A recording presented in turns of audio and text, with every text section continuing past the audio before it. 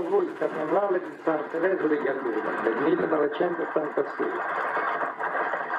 Oggi, invece di esserci la maggioretta, la banda musicale, abbiamo i bambini della scuola come maggiorette. Causa maltempo, la maggioretta e la banda musicale non sono venuti, perché nello stesso giorno, oggi, lo fanno anche adulti. Causa maltempo, ci accontentiamo. Fortunatamente il tempo ha migliorato. Ed ecco il primo carro, la Croce Rossa, con la buona volontà di questi ragazzi che hanno voluto contribuire tutti quanti.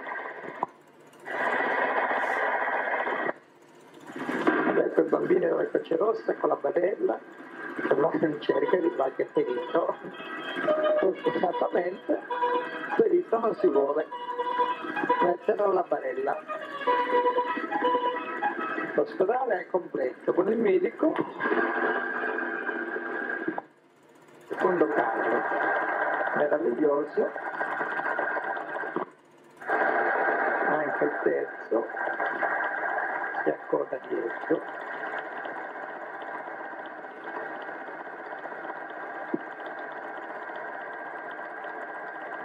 Il carro di Santa Lucia. Vedi? Ecco l'altro carro, un po' festeggiato, visitati. Non sono molti carri, ma sono tutti simpatici. Uno già vediamo.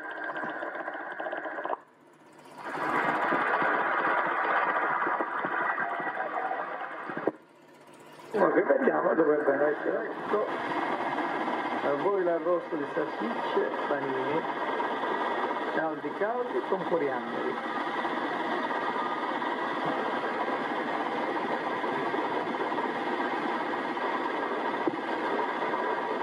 La gente di buon appetito,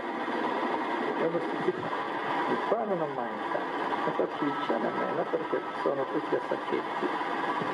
Per diversi quintali, vai. Come vedete, un carnevale che si mangia.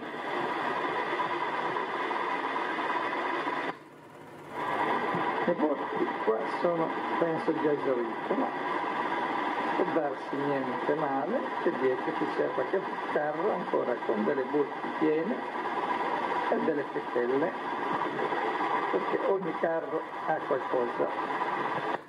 Ecco fatto, finito da da mangiare prima tomati, adesso la prossima tappa sarà più avanti. Guardate un po' che grigliata, guardate là che roba!